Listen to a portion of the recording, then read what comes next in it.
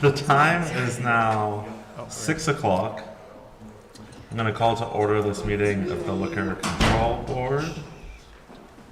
We will start with the Pledge of Allegiance, led by Deputy Mayor Bryn Oakley. Pledge allegiance to the flag of the United States of America and to the republic for which it stands, one nation, under God, indivisible, with liberty and justice for all. Thank you, Deputy Mayor. We'll move on to tonight's consent agenda. Jenny, let us know what we need to know. I'm gonna get my glasses. Good evening. Good evening. So, presented to you are the 2 entertainment permits, and then the 1 conditional is pending inspection. But the other ones are all set. Wonderful. Any concerns from yourself for the fire chief or police chief? No concerns from staff. Okay. Any questions from members of council? Yes. Has it been communicated to Don Worry our concerns about ensuring ADA access and? Yes. Okay, I just want to make sure that Because that's a tight, it is, yeah. very tight. So I want to make sure that that's either been Yes. communicated, maybe even in writing, just so that we can point back to it in case we need. in case Yes, it's we needed. can do, yeah, I can do that. Okay. The previous establishment ran into that same situation. Which is why too. I'm bringing it up, yeah. Yes. Yeah, agreed.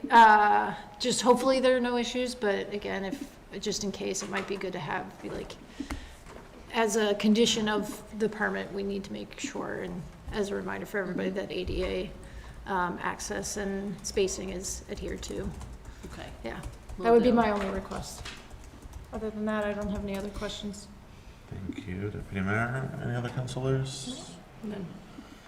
All right, with that, I will seek a motion to approve tonight's consent agenda on the Liquor Control Board. So moved. Second. I think that was Bryn first and a second by Councilor Turcos. All those in favor? Aye. Wonderful, thank Okay, you. thank you. All right, the time is 6:02 p.m. We will move to our Winooski City Council meeting. We'll start off with agenda review. Does anybody have anything in the agenda they'd like to talk about, ask to move before we go ahead?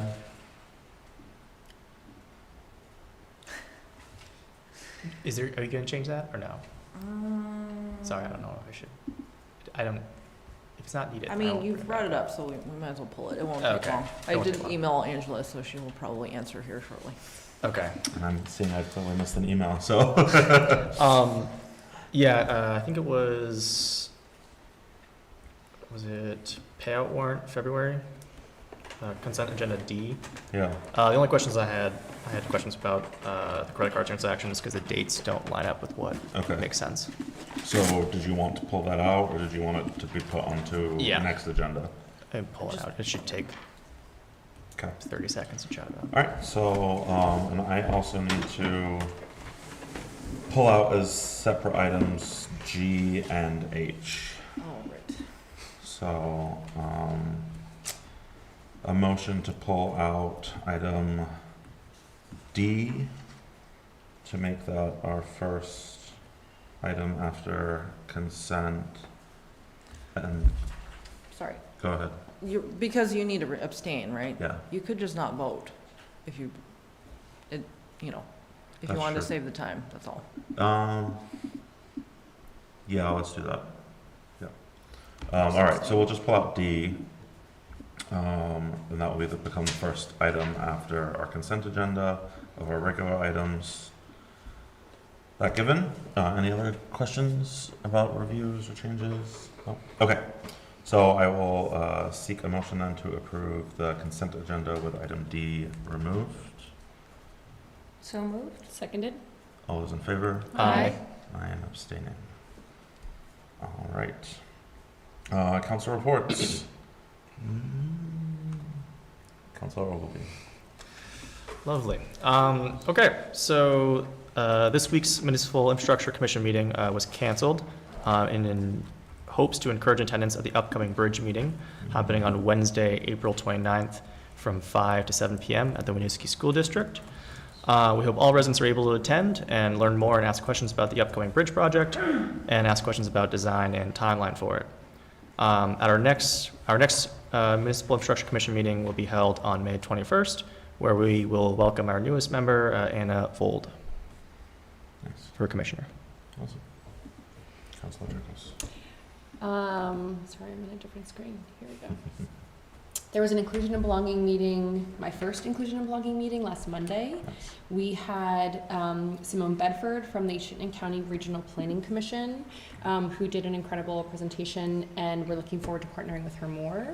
And then we had Kelly Hamshaw, who is a professor at UVM, who presented on the equitable housing needs assessment and her work with Jasmine, which was really wonderful. And I would highly recommend going back and on our public meetings website, on the Winooski city website, you can pull up both of those presentations because they are, I would say, riveting. And then the other conversation that we had within inclusion and belonging was an update to the Unified Land Use, what is the DR in that? ULUDR? And development regulation. Development, thank you. And so the members of the Inclusion and Belonging Committee Commission are going to be most likely testifying at the public hearing on the 18th and wanting to just really ensure that there is an equity lens to that work. There was a Safe, Healthy, Connected People Commission meeting last Tuesday. I was there representing Deputy Mayor Oakleaf, and Ray Coffey presented on the Parks and Open Space Master Plan. He did a check-in on that. That's why we spent the majority of our time having a conversation around that.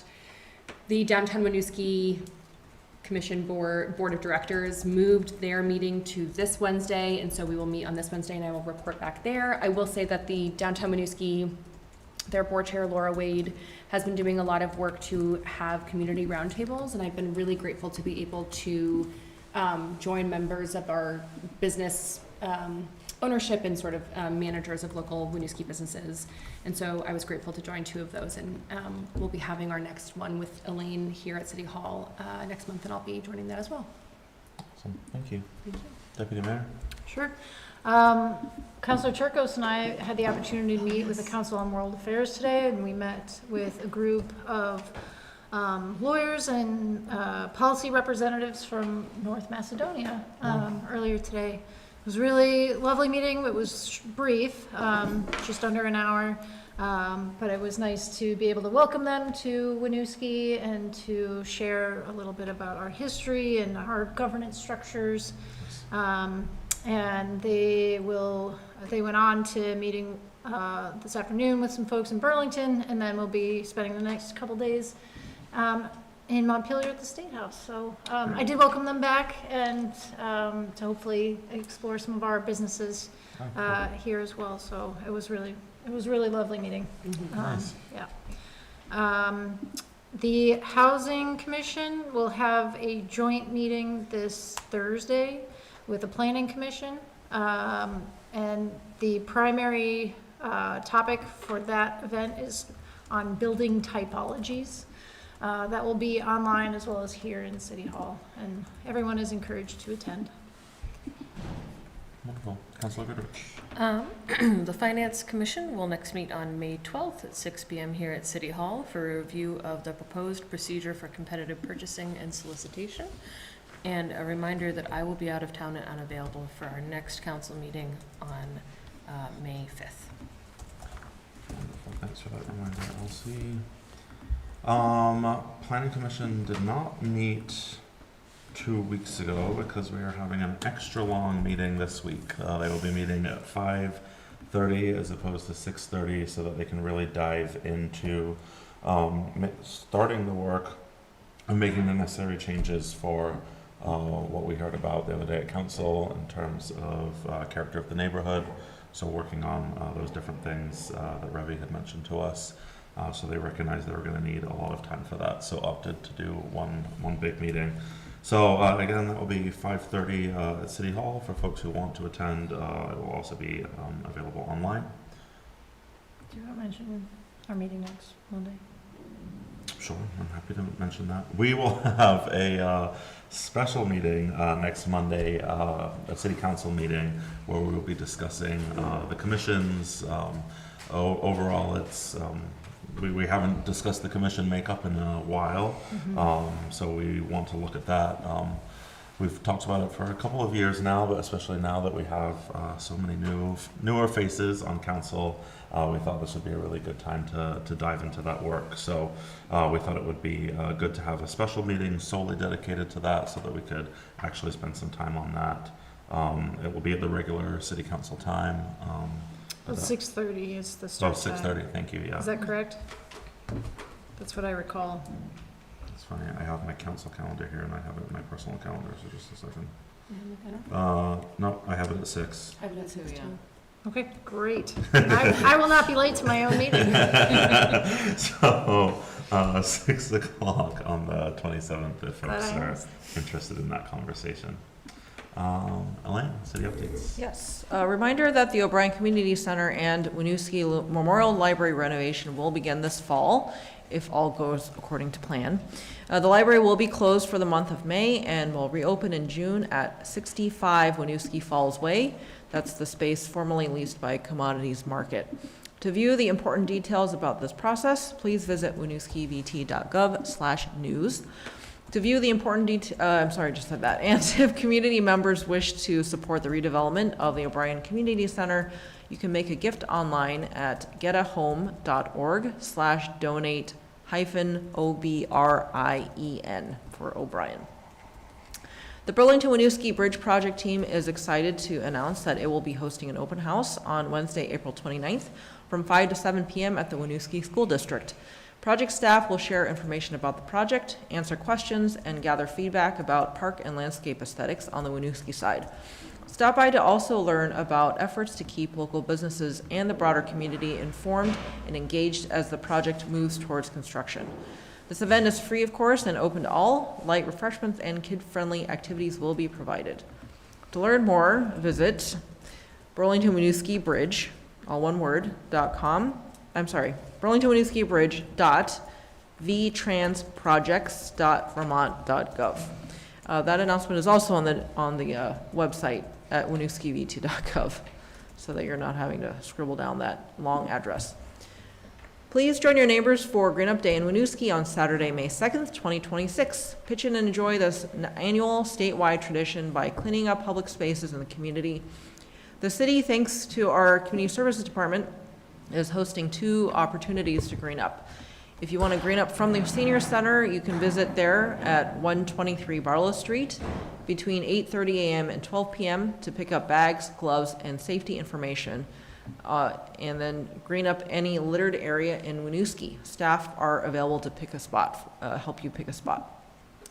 And then secondly, the Memorial Park cleanup follows just after. You can join us for a cleanup, cookout, and guided walk even at Memorial Park in partnership with the Winooski Valley Parks District and Friends of the Winooski River.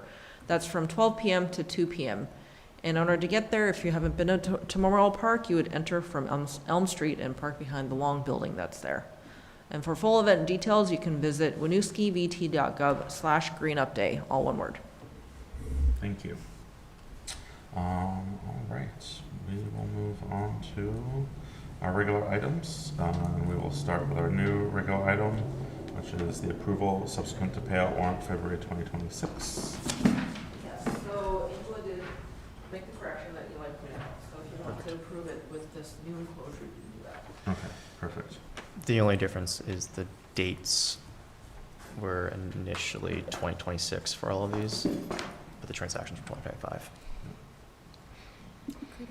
Yeah, it was a clerical thing because the Excel document was created after January 1. It automatically assumed the year of 2026.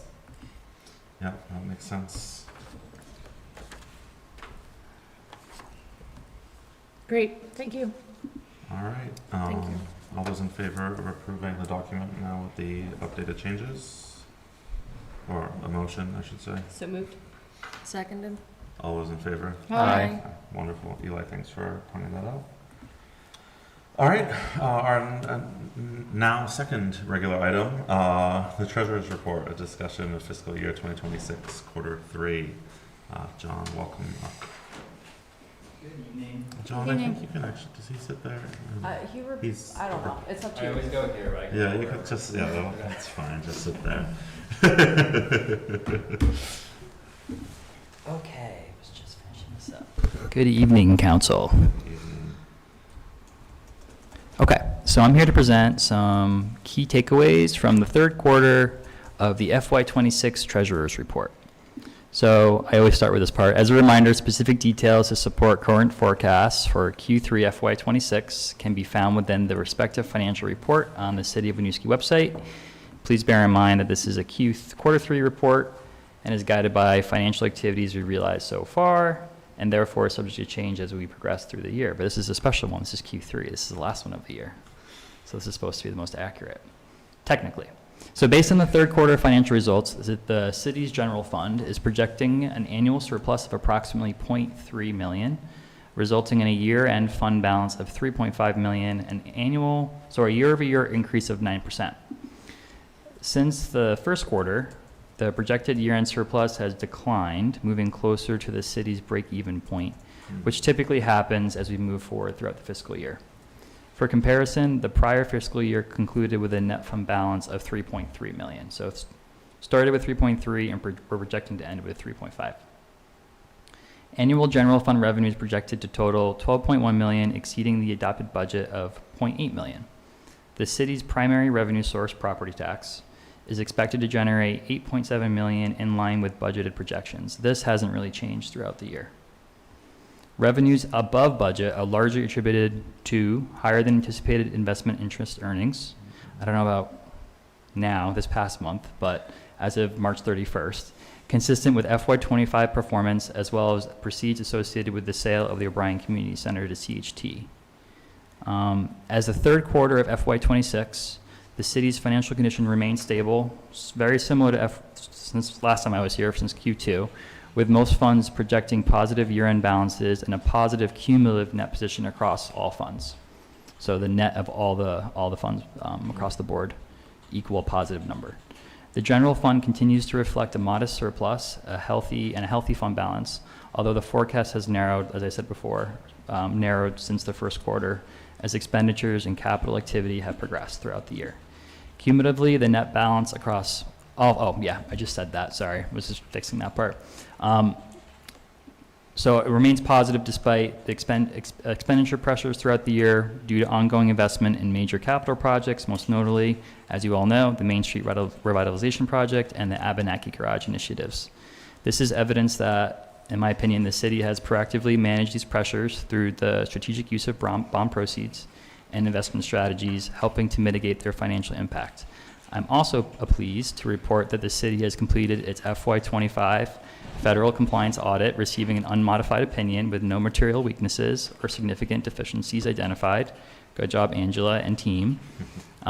Going forward, I would recommend the City Council continue to oversee these large capital projects, Main Street Revitalization, which I believe is on track to complete this spring, in this fall, and the Abenaki Garage initiative.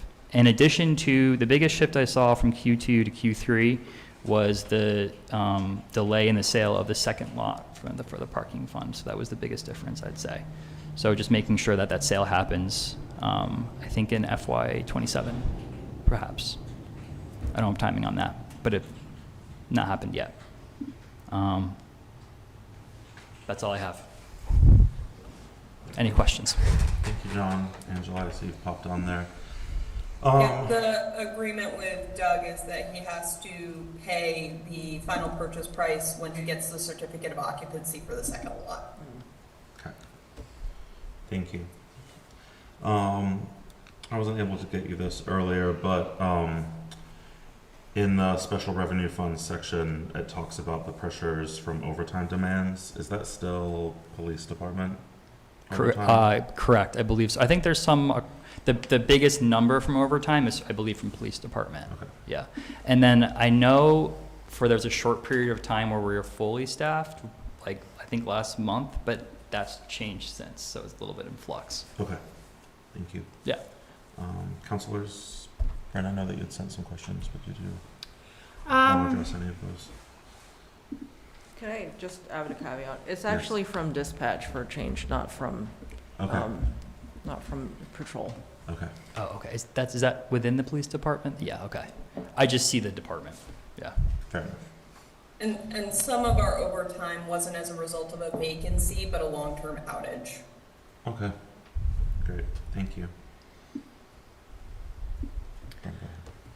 I guess, I feel like I am anticipating the response, but I'll ask anyway. With the item following this relating to temporary employees, is there any elements that council should be aware of as it relates to best practices for auditing, Specifically for temp employees? temp employee management, Um, fiscal management? I guess I wonder what you're looking at specifically in the forecast, which particular fund or item? General fund, I General believe fund. that. I don't is know pri- too much is the about primary that. intent. General or community development, probably, yeah. Okay. Yeah, I mean, I guess, and from my experience, I'm assuming you would be hiring through an agency? I'm not sure that that would be the case. Oh, okay. I don't unfortunately know too much about it, but I could find out more. Okay. Yeah, I'm curious from an auditing perspective if that's something you're like, oh, I see that you have temp employees. I want to see additional information about how temp employee financing, funding is managed. I think it would depend, it would definitely depend on the contracts you have if you're going through a third party. Okay, what if we're not? And then if we're not, then I don't know too much in that particular area. Okay, Yeah, that would be like an HR, more of a HR related question, okay, but so you haven't seen and you're not aware of any instances in financial auditing where that's something that's ever raised as an area of potential concern or potential? I personally, I haven't, but is there something specifically you're concerned about with temp employees? I'm not concerned, it's new. Oh, So okay, I'm- it's like a new shift, gotcha. So I'm trying, I like to think upstream, so Yeah, if a new policy or procedure is being put in place, what are all the factors that we should be considered? yeah, I would think financial management would be an area we would want to ask if we need to make sure certain protocols are in place for tracking or managing those employees. I mean, So- my overarching statement would be just make sure it's documented, depending on whatever agreement you're going into, and then you just follow through with it. But I don't have enough details specifically on what temp employees we're hiring and those specific details, but I could find out more if you'd like. Okay. Angela may know more. We have had temp employees in the past, typically in the Parks and Recreation field, referees for some of the basketball leagues. We have had basketball coaches that we have hired in the past, but it's been ad hoc. And when we've started to see this pick up in terms of a need for a specialized short-term service, so we wanted to develop a formal policy around it. So this is something that we have been doing. We have not been having anything additional from the auditors in terms of requests for this, other than all of the same procedures that they follow for any other payroll expense. So they just audited the same way they would any of our regular payroll. Okay. Are we like expecting a ramp up in temp employees? I have the impression Not that might be the case. necessarily. We have some one-off things that are anticipated, but we wanted to be able to act a little more quickly to be able to do this hiring rather than having individual job descriptions come up for every single potential job that we need done, like an ASL interpretation, if we need interpreters of a specific kind at a poll, if we want to do focus groups or commission stipends, those types of things, rather than having to have a job description for every single one, having them fall under this temporary work agreement.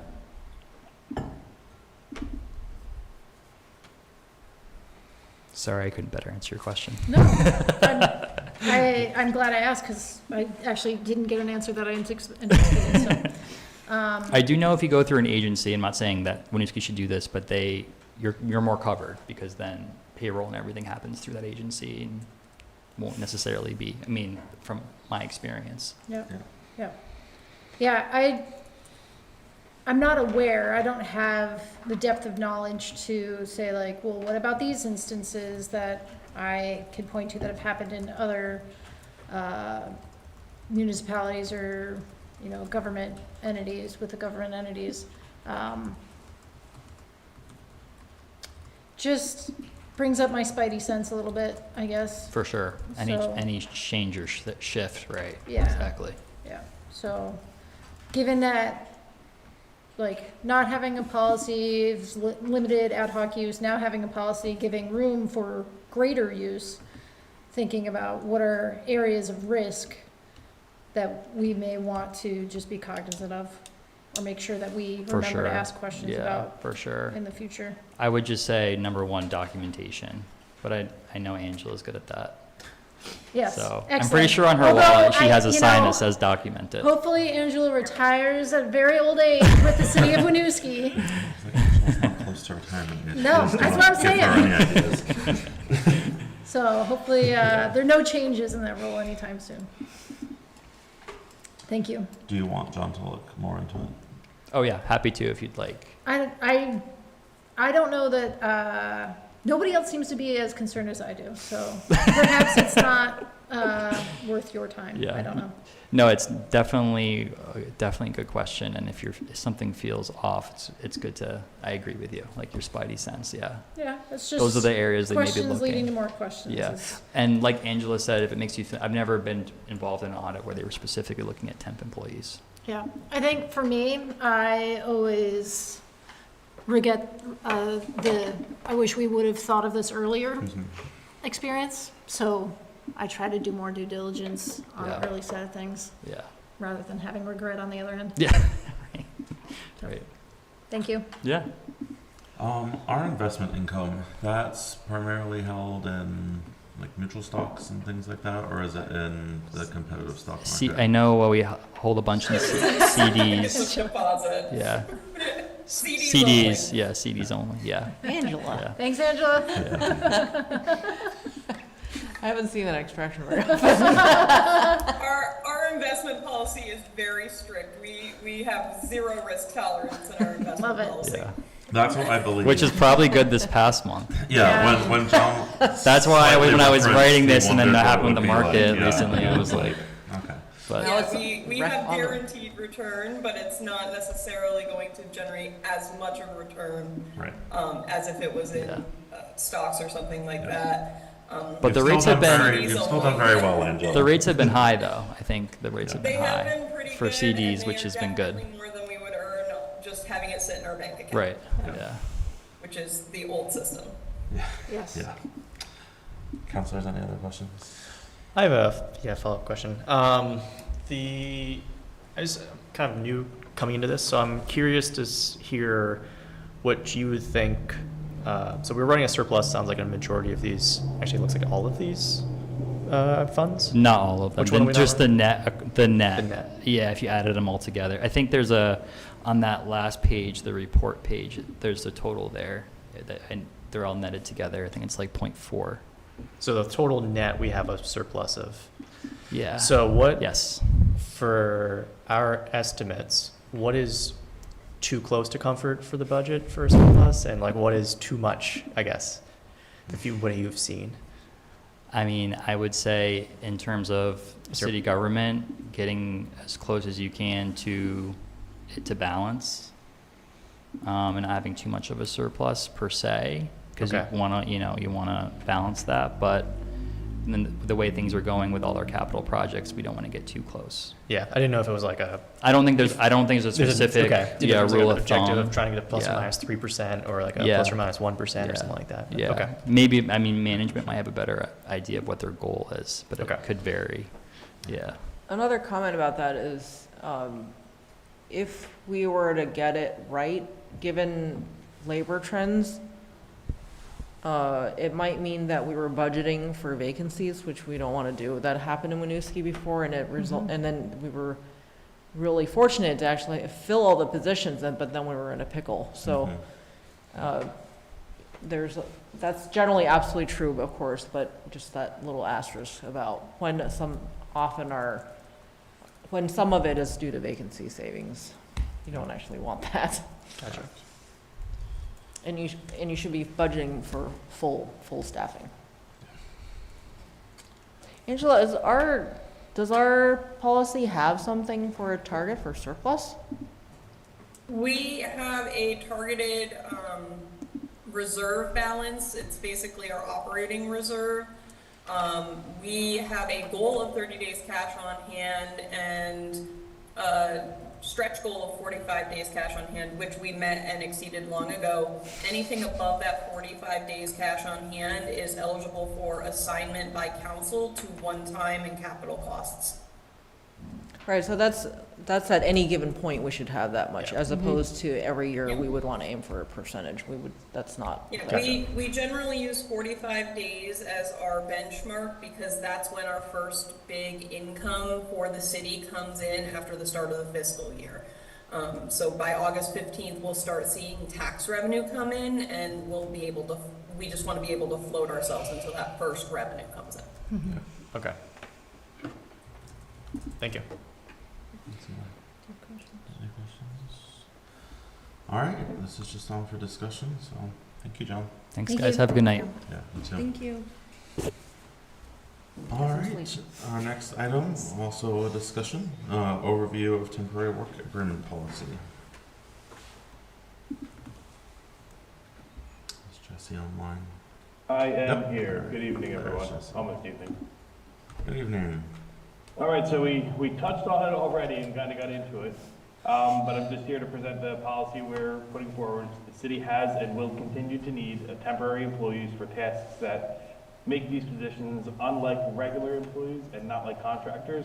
Some of these examples include providing American Sign Language interpretation for a participant in the community services program, where the interpreter already has a relationship with the participant and the interpreter does not provide these services to other people as a contracted service. Other examples are focus group participants who have been identified as important and are needed voices from the community. These are unlike regular employees because the attributes of the individual are what is needed, whereas regular employees are filling an identified role needed by the city. They're also unlike contractors because they do not do this work for other organizations.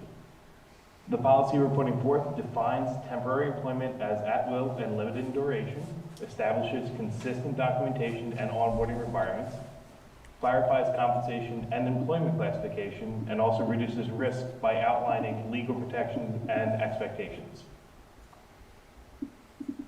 Excuse me. Oh, didn't know if you were done there. Thanks, Jesse. Awesome. So yeah, understand those reasonings. I just thought of a question that I hadn't when we had spoken about this.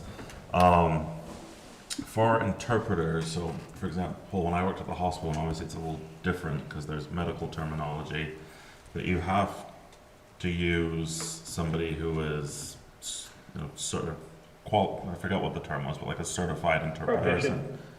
Yeah, so that you could make sure that that person had the proficiency in both languages to talk about medical terminology. Obviously, we don't have this here. Probably in community services, it may not be necessary either. I'm thinking if somebody needed maybe to talk about like a tax situation with the clerk's office, I wonder how would we know that that person that somebody's had a relationship with would fully understand the complexities of like a tax system to explain that to them. And in that case, would we actually want to hire out an interpreter through a third-party organization? So So, that it, go ahead, Jesse. Sorry. no, you go ahead, you got it. Well, that would be actually covered, that specific scenario, which I'm not saying isn't generalizable in a way that I'm not thinking right now, but that Yeah. specific scenario would fall under a language access procedure, so we have a vetted service for that. So we Okay. wouldn't be So you hiring a wouldn't- temporary employee for that, yeah. Okay. I'm perfect. trying to imagine where it would be generalizable. Jesse, are you thinking of something? I don't have anything that comes to mind that would come from that, because I know we typically use AALV for the interpretation services we need. Yeah, Right, if it's like at the polls, for example, if we just need someone on there available, yeah, or like in an event, then we are hiring, we're contracting for that, not hiring for that. okay. Yeah, this ASL situation is unique and really what drove this particular policy. But as you can see, we've been talking about the focus group stuff because that's actually been simmering in the background as well. In my experience, at least for context here, those who are doing interpretation services do it for other communities, other municipalities, and so they would come under a contractor, so this wouldn't apply to that. Great, okay. That's good to hear, thank you. Other than that, I didn't have any questions. I understand where the city wants to move into this way of creating these agreements so that we have more documentation and more backing. But Bren, I know that you had some questions. I think I literally had 20 questions, if Are not there more. any So, highlights that you'd like to ask in the public forum? I worked in state government before I moved to my current job, and there is a great deal of legislative oversight relating to temp employees and part-time employees and like duration. How long is a temporary employee allowed before it should then move into a permanent role, a part-time or more formal part-time, full-time role. Part of that is like union-related concerns, and then I think also is like the equity of the person who's on the temp status, to ensure like if this is if this is looking like a more permanent need, then let's make sure that they're getting the benefits that role should be eligible to have. So it's like also puts pressure on like the legislative body to, the council in this case, to say like, are you gonna budget for it or not? And if not, like what other conversations we need to have. So that was one thing, it's duration and wanting to make sure like policy has some parameters around what duration thresholds there are. And so we Go ahead. have it set up so that it is set for a limited duration tied to either the specific program or the specific project need, and it can't extend the set duration that we have already established without further conversation, and that would be, that would go on with the department head, myself, and the city manager to make sure that we are still in compliance with everything that's needed. Right. To me, that still sounds like there's no maximum. That's true. And actually that context you gave me is really helpful because I understand that context. It's Yeah. like in state, I've had friends in that situation where they were just extended indefinitely and it wasn't Yeah. fair Yeah. to them. So I'm thinking if it's like we know what we mean, but same thing, if we all get abducted by aliens tomorrow, like, somebody could find a loophole, right? Yep. So I wonder if we could list the use cases and then say other examples would need to be approved by the city manager. Okay. That would make me feel a little bit more comfortable. I'm Yeah. just like, the bridge project's gonna be 3 to 4 years, like, Right, yeah. is it project-based or is it like, okay, well, we really shouldn't be thinking more than 2 years out type of thing, like max, Yeah, it's just, regardless of, so this is an introduction today, so maybe we can work on some language testing me and then run it through council this Friday, get some early comments, and then maybe that revision can make it Okay. into the version that you consider next time. okay. I just 'Cause see I'm how thinking squishy about- that can be depending on Yeah. like what we're talking about. Yeah, we'll think about that some more, because we are trying to make it so that it's not onerous. But it could be that if we just pick a time that we've never seen exceed, that would be good, not onerous then. Say within reason, not like 10 years. I mean, I think everything's been under a year, so that's, Okay. your point about 2 years is well taken, yeah. Okay. And the only other thing that ties into that as having some degree of oversight is, again, just thinking of my experience when I worked in state government, is I would ask support from council to have staff have a line item in budget reporting for what number of temps have been used throughout the year and in what departments.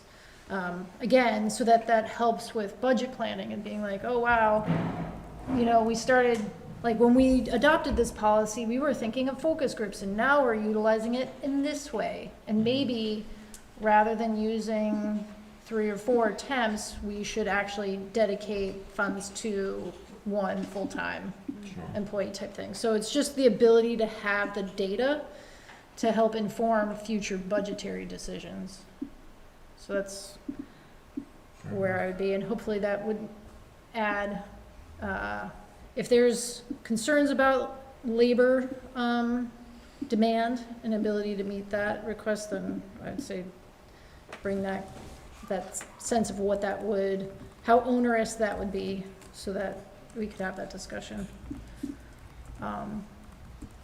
Otherwise, I don't think you've addressed like conflicts of interest, supervision, any potential need for separation, questions that I've asked there. I think it's always going from no policy to having a policy is wonderful. So in that regards, I'm on board. So otherwise, thank you for doing such an excellent job as always to address the myriad of questions I offer less than 24 hours ahead of time. Thanks, Jesse and Angela, as well. Yeah, thank you all. They will be cities, employees of the city, temporary employees of the city. Correct, yeah. Do you all, as employees of the city, have to fill out any conflict of interest? Jesse? What do you mean fill out a conflict? Sorry, I'm hearing in the question from the deputy mayor, right? So Bryn is indicating that there's no conflict of interest mentioned, but if they're technically an employee, while it will be a temporary employee status for the city of Winooski, I am operating under the assumption, I may be wrong, that they will have to go through some hiring process that many of you do. They will not obviously get the benefits, et cetera, but if you all have to complete a conflict of interest form, I would operate under the assumption that temporary employees would have to as well. So right now, it's not that specific because we have people sign the personnel policy, and then as is appropriate to the position, then they would be exposed to other policies, like the financial responsibility policy that was referenced in the email Q&A earlier today. Jesse, did you have a supplement to that? No, you pretty much hit it. What was I going to say is that they're still subject to the policies and procedures outlined in the personnel policy manual. They received a copy of it, and then we have an acknowledgement form that they understand that they are responsible to read and become familiar with the contents of the manual and to comply with the policy procedures outlined as a condition of employment, whether it's temporary or not. Thank you. Go ahead. Yeah, so are temporary employees defined by project or by time? It sounds like it's by time based off of the rules. So it's in the policy. Jesse, do you want to answer that from it? Sure. The way it's written, it's defined by what the project is and what the need is. So the time is depending on what the project or the specific need for the community is. Okay. So it's more based on that than the time itself. So it's more based on, so I guess, so it's based off project then, in that case, it's not based on. Yeah, so for example, the ASL interpreter is going to be for a specific participant in community service program. How long that community service program runs would be the time of the agreement. So I guess maybe the easiest way is like, do we have examples of who would be a temporary employee? Maybe that's the way I could answer my own questions. Like, give me some couple examples of who would be hired as a temporary employee. Go ahead, Jesse. I don't have any currently. We have one that we have lined up to be, and it is that ASL interpreter. Okay. But I just want to have a framework here to make sure that if we do encounter this, when we inevitably do in the future, we have something already established. So do lifeguards get defined as? Those are seasonal employees, and they're those are covered seasonal under. employees. Okay. And we And then- do have 2 examples in the memo. So the ASL interpreter, but then also the focus group people, which Yep. it is ridiculous that they would have to be employees or contractors, but there's literally no good third option. Gotcha.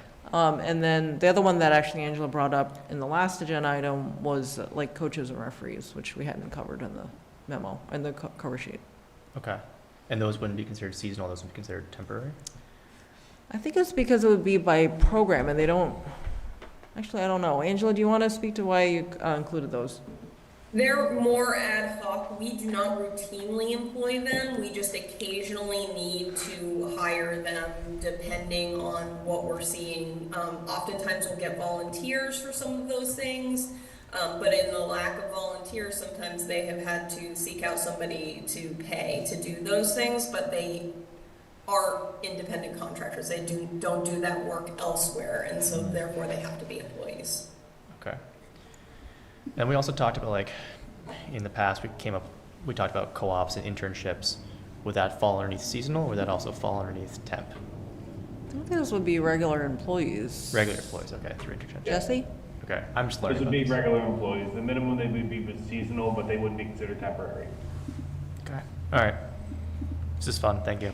It has been a brain exercise. Any other questions? Yeah, so commissioners, some commissioners are currently treated as employees. Is there any plan to move them to be temporary employees, to modify that in the future? I don't think that would make sense. Jesse, I'm going to take that one. Because as, I don't know if you saw it in the Q&A, they're The What did I subject to say? open meeting law, sorry, what? subject to open meeting law. Yeah. Well, no, that's why I explained why focus groups aren't like commissioners, right? They're appointed. They are appointed. I guess there isn't anything about the current system for them that doesn't work. So I don't see why we would move them. Okay. It also wouldn't change how we treat them for the way that they're paid. Okay. Everything would remain the same. The temporary workers are going to be paid the same way as any other city employee. It's just how they're onboarded, that we don't necessarily have job descriptions for every potential temporary employee that we would need. And rather than having to come to city council and go through an extended process to create a position to be able to hire it will abridge that process quite a bit. Okay, so not looking to reinvent the wheel if that's what's currently working, but I'm wondering if a commissioner is appointed for a set purpose, for a limited amount of time for their term, how is that different than a temporary employee?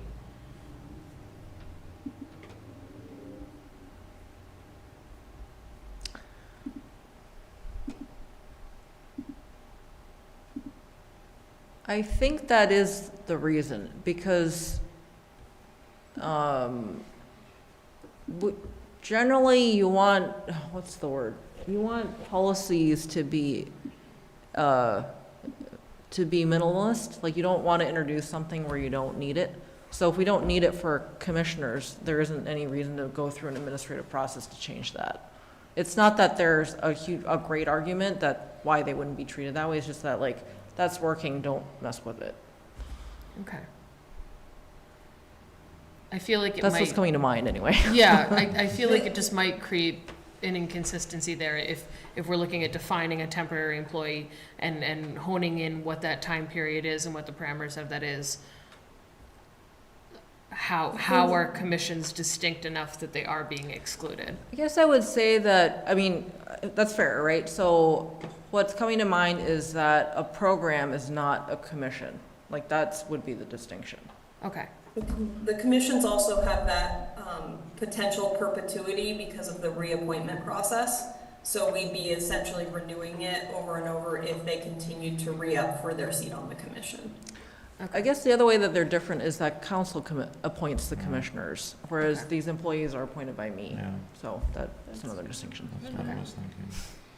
Thank you. Anything else? I do appreciate the questions, because as a new policy, like, sometimes when we're creating new things, we inadvertently do things that we didn't want to do. So as Bryn said, better to handle it now than later. Yeah, it's helpful to just have a brainstorm. All right. great. Well, Jesse, thank you. Again, just on for discussion, so we'll see this again once you've incorporated Yeah, all of sounds those good. things we discussed. Yeah, we'll discuss reporting with staff and then max duration and/or examples. Thank you. Thank you. All right, so on to our final item of the evening, goal updates, cross-cutting economic vitality. Okay, so I'm just going to take this time and give you two highlights that are from the equity update. So I review the cross-cutting goals and progress, and then the economic vitality goals and progress, and then usually under cross-cutting, there's an equity aspect, so I take that opportunity in my report outs for cross-cutting to review what staff have done on the equity angle. So I just wanted to highlight something that most of, if not all of you, experienced for yourself firsthand, which is the community winter supper. It was just, yeah, that was my feeling too. It was just so wonderful to see so many people come out and just have a great time and also ask questions about the budget. That was the one little question mark. It's like, are people actually going to ask? But they definitely engaged. Angela and Jesse were at a table talking about the budget and our job opportunities. Fire department was there, and of course, school district was there too, and they all got questions and engagement. So it was great to see that way of connecting with the community was effective, and there was a real cross-section of folks there as far as I could tell. And a lot of attendance, so that was really satisfying. To me, like, the metric is, if we can get amount of participation that's visually similar in terms of volume and diversity as the community iftar, like, we're doing really good. And I felt like we were not there, but close to community iftar level, so pretty great. I appreciate council turning out for that too. And then the other thing I want to mention, so the Flexible Pathways and Work-Based Learning Coordinator at the school district, Jess Handrick, is just a dynamo of enthusiasm and good ideas, and just is really out there looking out for students and even their adult parents in terms of like job opportunities and like thinking about what's possible. And she's really developed relationships with different businesses to either bring them there or have their students go out to visit and do job shadows and internships and informational interviews, the whole nine. So she and I have been collaborating for some time. We've tried a few different models, and the thing that seems to have been working is that now she puts on our calendars like 3 or 4 times a semester, starting with this semester, a group of up to 5 students, because that's her limit for not having a CDL, to be able to drive here. And then some number of city department heads usually will come out and just do a Q&A with them, and we have lunch together from a local business, and then we do a tour to 2 places that they pick out themselves, so 2 city facilities. And yeah, I've just been really impressed with the students that come. They ask really good questions, really put us on the spot sometimes, which is great. And it's our opportunity for twofold. One is, like, we work for them, you know, and so it's great for them to have that level of access. I'll always remember I was in a meeting with one of the mosque community leaders, and he didn't know where City Hall was, and he grew up here. It's like, that isn't good, that we have somehow not connected with you, that you don't even know where City Hall is, your own City Hall.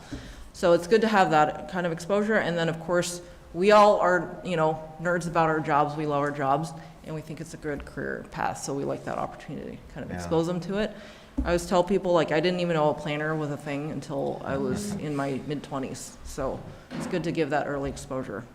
And there's no wrong path, though, to local government. I had a very unconventional path and it worked out just fine, and others on the team have too. So, but it's good to let people know that it's a fun career and meaningful. So that's it for me.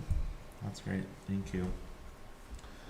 You know, on that, not a policy discussion, but I know that it's kind of been floated. People have reached out, you know, wanting internships in the city, and I know sometimes having interns is harder. It makes things a lot harder, but you know, I think it could be such a great opportunity to have an intern in the clerk's office or with you or something like that. And again, I know it's a lot of work, but I think you've all got a lot to share, and like you just said, it's hard to know that you can be a DPW director if you have no idea that there's a DPW. So right. Just floating that out there.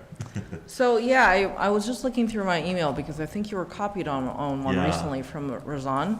Yeah. And, yeah, actually, this community is magical because last year we had a college student who graduated from Winooski High who reached out of the blue for an internship. And I asked her why, and she said, I saw your picture on the website and you look friendly. I was like, that is on you for being that brave. 'Cause, you know, it's not the average person to be like, I'm gonna go ask if I can get an internship there. Anyway, and that was great. She was our community engagement intern for a semester. Yeah. And this person that contacted you and Jenny, Yeah. we're bringing her on for this summer too. Oh, great. So, yeah, it's That's fantastic. been great because I would love to have a budget allocated to this meaningful work, but Yeah. we haven't, and Yeah. we haven't asked for that, and then they come, but neither of them have needed money, so Okay. that's been Yeah. useful for our ability to be like, yeah, come on and let's talk about what might be interesting to you. That's great. Yeah. Thank you. Thank you for Yeah, sharing I'm that. excited about this one too. Yeah, no, I mean, I think it's great. I mean, it is a lot of work, you know, I'm sure many of us have been interns, but And It's- overseeing interns. and overseeing interns, but yeah, I know you know it's beneficial, so. Anything else? We learn from them as much as they learn from us. Yeah, no, 100%. exactly. Probably more. Brand fresh new eyes to the whole process, right? Actually, our annual report looks as clean as it does now because of last year's intern. Oh, I remember that. Yeah, yeah. Yeah. All right. Well, it seems too good to be true, but it is 6:56. I'll make a note. There hasn't been any public in attendance. That's why I have not called for any public comment. But if you're watching on YouTube, which I know that some people do, you can always send your public comment via email to any member of council or to the city manager as well, if it's more operational. So with that, Can we ask some questions about the updates? well, I said that there were no questions. I didn't, there Oh. wasn't really, I looked at you like this. I missed. Go the- ahead, go ahead. I missed- said it was too good to be true. Go for it. It is. We got 3 minutes, so 3 minutes before 7. I was curious about this update in the overarching council updates, cross-cutting updates, CC6 about parking and the efforts that you've undertaken there, and what next efforts look like to publicize parking spaces to anyone that might have interest. Yeah, so we are going to do a social media push, but it is a little awkward because we might get some irrelevant things. And then, and I haven't done that mailing yet to the landlords, which is the main next step. Is it something that could be delegated to the housing director? I mean, she's already filling up her time card as it is, so. it's I not was just something we thinking, plan to do. landlords, housing. Just a Yeah. question. Fair enough. Just a question. So it sounds like you may even open it up to, like, beyond landlords through social media postings? Yeah, I mean, it's anyone who needs more parking and would find the garage convenient. Yep. Yeah, just trying to do bang for the buck sort of thing. Yep. Has there been any thoughts of exploring any overflow parking, either with the airport per se, or other partners, UVM, that often, like, UVM uses a shuttle system often for their MC. Could this be closer than Pine Street, for example? Or would they need more than what they have available at Pine Street? I mean, there's shuttle systems all the time running to and from the medical center, and just, again, trying to think broadly about what stones have we not turned over? That's a good point about UVM. I haven't thought, that hadn't occurred to me. I'm happy to ask them. Okay. Maybe. At Yeah, this point, right. I've got nothing, It's- so. Exactly, you don't know until you ask. That's right, yeah. The medical center was a customer of the parking garage when it originally opened, back when it was Fletcher Allen. So we could always approach them again. They did use this as a a transit location. They had a shuttle that picked up here to bring up to the hospital. So there's some precedent to Yeah, note. indeed. Wonderful. Good thought. All right. One of the things that came up during a downtown Winooski meeting recently was that potentially employees could, I think it was Maddie at Howell Beer who brought up that you could get like a monthly parking pass. I don't know, and so he was saying that maybe one of the things that we could look into is business owners or employees using the garage versus using spaces. And so I just sent you an email so that I don't forget. But so that we could pass that off to, or just share that information with business owners to say that rather than, because obviously employees want to have, particularly if you're working at night, you want to have your car as close as possible. But maybe that they could either do like a monthly or a yearly parking pass to utilize the space, and also then to open the parking spots up for visitors to the city. Yeah, that's interesting, because I did give it to Redstone and Halkeen Retail, what's it called? Yeah, Halkeen Retail. So between the two, so Redstone owns Winooski Block, and then of course Halkeen Retail is around Spinner Place. And they were like, we'll pass it along, we'll let you know if anyone's interested. But I didn't give it to the business owner, so it might be, yeah. Yeah. But We do have it's to be a worth, little careful. yeah, Halkeen Retail actually has a contract with us for their commercial customers, so anybody that is in their space is currently technically covered by that contract. And if additional spaces are needed, it would have to be either added to that Halkeen contract, or they would have to give written permission to allow that person to contract with us directly. right. But Redstone isn't currently, Redstone does so not have, so anything it in would the be good to Winooski approach block, there. Yep, and anything down Restaurant Row. right.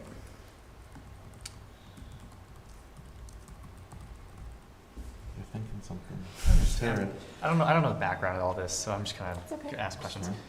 So, how is the Cascades Garage currently structured in terms of lease spaces? I'm assuming there's temporary spaces and there's free-for-all spaces. Like, I'm curious how it all is structured. Is it 211? Yeah, so we have a certain amount that are paid for by MWG, which is the owner for the Champlain Mill Building, and CCV and VSAC and Halkeen, Retail And residential. And the residential, yeah. So between those, and then CCV is And actually gonna Spinner. move to, Spinner, yeah. And then CCV is actually gonna move to Abenaki once that's done, because it's closer for them. So those agreements don't cover all the spaces, because you wouldn't want that, obviously. But it's underutilized, and so the whole parking system relies on us being able to lease out 210 or 11 more spaces in order for the financing to work out for the new garage. Because all of the parking system, so that's on-street parking paid, and then the two garages are in one fund to subsidize the Abenaki garage construction. So that's why for many years it was fine. Cascade, it was managed very well in terms of the capital fund. But then, and it got a big boost because it was paid for initially from the TIF. Yeah, the TIF. Yeah, but now that we're doing Abenaki kind of on our own, it's a little bit more precarious. So, and it is since, yeah. People who've been on council and the business community will talk about how the current garage feels scary. So, we've talked a lot about what we might do to make it feel more inviting. But in the meantime, more usage can make it feel better. So we're hoping that just getting more people in there will help with that perception while we're working on funding the security perception improvements. So it's I not. do also want to Sorry. make it very clear that this is anticipated. We knew that we were going to have to sell these spaces. This was not something that came up late. This was always built into the pro forma. Yeah. That we knew we were going to have to sell these spaces, so. Just the clock's ticking down now. Yeah. One other potential opportunity, what about UVM Student Life? What about them? Just reaching out to Have you them. thought about asking them, or? Especially for the Trinity campus, I would assume.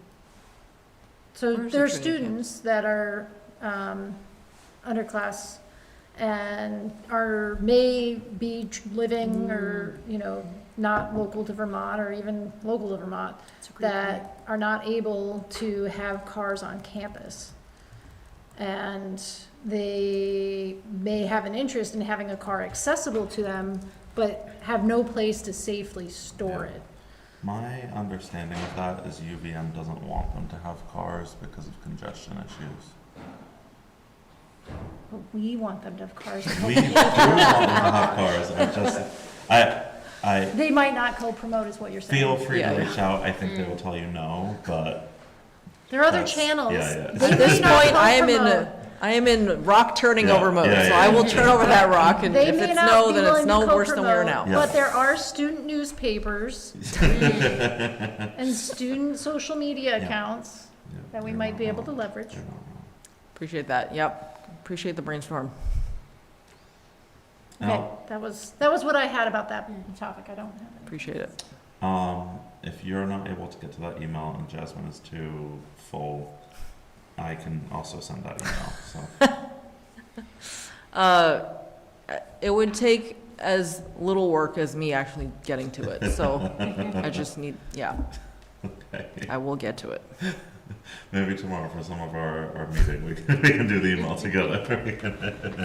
Just body doubling. I'm good. Anything else? I'm good. All right. Mayor, Runner.